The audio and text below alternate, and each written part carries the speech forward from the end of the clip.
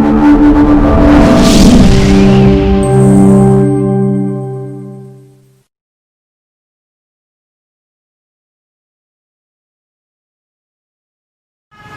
باللہ من الشیطان الرجیم بسم اللہ الرحمن الرحیم اللہم صلی علی سیدنا مولانا محمد وعلی سیدنا مولانا محمد کما صلیت علی ابراہیم وعلی آل ابراہیم انک حمید مجید اللہم بارک علی محمد صلی اللہ علیہ وسلم وعلی محمد کما بارکت علی ابراہیم وعلی آل ابراہیم انک حمید مجید.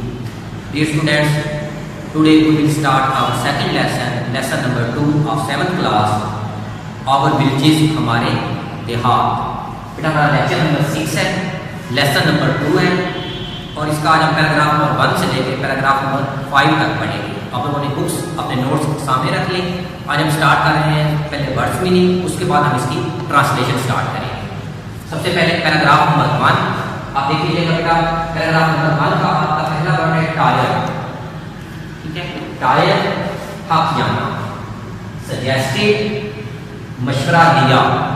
سیکنڈ فارم آ رہی ہے اس لیے ساتھ دیا سجیسٹ. اس کے بعد وزٹ ملاقات کرنا یا ملنا. پیرنٹس والدین. ریفریش تازہ کرنا. ریٹرن لوٹنا. ٹیک اپ شروع کرنا. آ فیو چند یا کچھ. اس کے بعد بیٹا پیراگراف نمبر 2 ریچ پہنچ گئے. سیکنڈ فارم آ رہی ہے. سچویٹڈ واقعہ ہونا, یہاں پر بھی سیکنڈ فارم آ رہی ہے. بینک کنارہ. کنال نہر.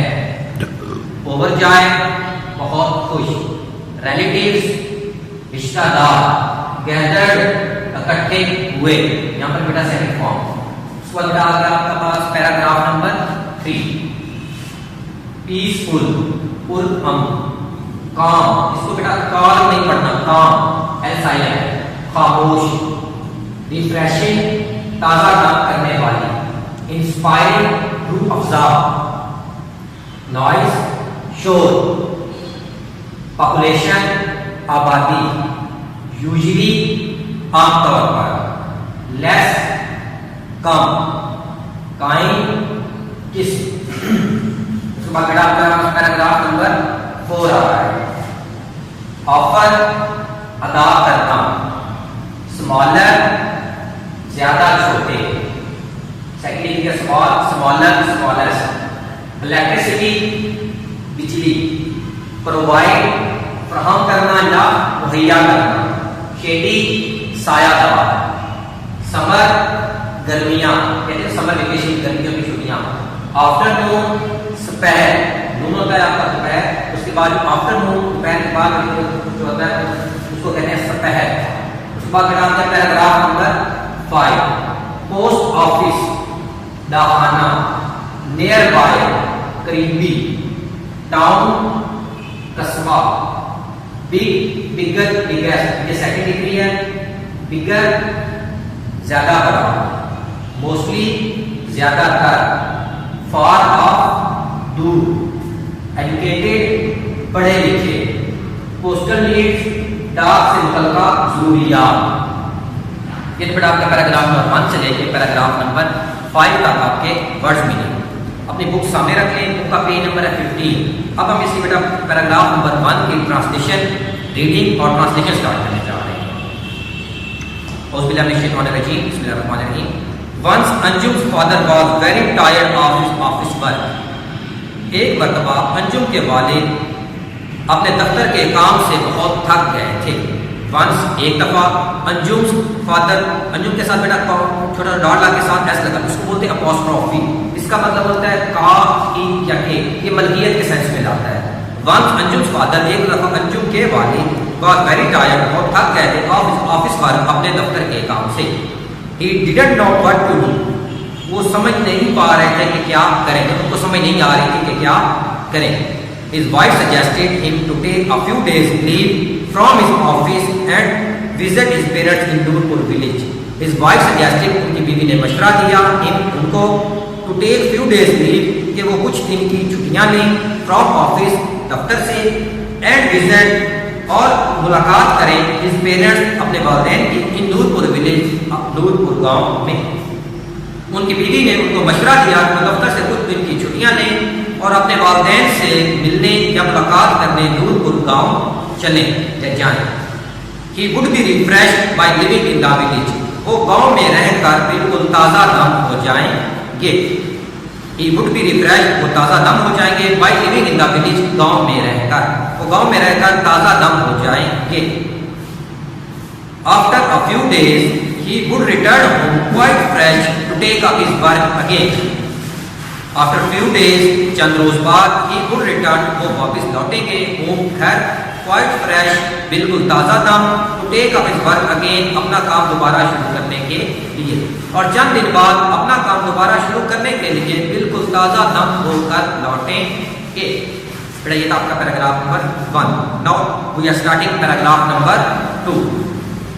The next day, اس سے اگلے دن, Anjum's father reached the beautiful village Nurpur, situated on the bank of a canal. The next day, اگلے روز, Anjum's father, انجم کے والد, reached the beautiful village, خوبصورت گاؤں پہنچے. Noorpur situated on the bank of a canal, نہر کے کنارے پر واقع. اس سے اگلے روز نہر کے کنارے پر واقع خوبصورت گاؤں نورپور انجم کے والد پہنچ گئے. یا اس طرح بھی اس کو پڑھ سکتے ہیں. اس سے اگلے روز انجم کے والد نہر کے کنارے پر واقع خوبصورت گاؤں نورپور پہنچ گئے. His parents were overjoyed to see him. His parents were, ان کے والدین تھے, overjoyed, بہت خوش, to see him, ان کو دیکھ کر. ان کے والدین ان کو دیکھ کر بہت زیادہ خوش تھے. His other relatives also gathered to welcome him. His other relatives, ان کے دوسرے رشتہ دار, also gathered, بھی اکٹھے ہو گئے, to welcome him, ان کو خوش آمدید کہنے کے لیے. ان کے دوسرے رشتہ دار بھی ان کو خوش آمدید کہنے کے لیے اکٹھے ہو گئے. Village is a peaceful, calm and quiet place. A village, ایک گاؤں ہے, a peaceful, پرامن, calm, پرسکون, and quiet place, اور خاموش جگہ. ایک گاؤں خاموش, پرسکون اور پرامن جگہ ہے. In a village, ایک دیہات میں, ایک گاؤں میں, life is refreshing and inspiring, as there is no noise and rush of traffic. گاؤں میں life is inspiring and refreshing, زندگی تازہ دم اور روح افزا ہے. as کیونکہ there is no noise, وہاں کوئی شور نہیں ہے, and rush of traffic, اور ٹریفک کا ہجوم. گاؤں یا دیہات میں زندگی تازہ دم اور روح افزا ہوتی ہے کیونکہ وہاں پر شور اور ٹریفک کا ہجوم نہیں ہوتا. پاکستان از لینڈ آف ولیجز. پاکستان دیہات کی سرزمین ہے. Almost 70% of total population lives in villages. almost تقریباً 70% of our villages, almost 70% of our total population lives in villages. ہماری کل آبادی کا تقریباً 70% دیہات میں رہتے ہیں. The population of a big village may be go to 5,000 or 6,000. ایک بڑے دیہات کی آبادی 5,000 سے 6,000 تک ہو سکتی ہے. But a small village usually has a population of about 2,000 people or less. لیکن ایک چھوٹے دیہات کی آبادی عموماً 2,000 یا کم لوگوں پر مشتمل ہوتی ہے. بیٹا یہ آپ کا paragraph number 3. Now I am starting paragraph number 4. The villagers live in simple houses. دیہاتی سادہ گھروں میں رہتے ہیں.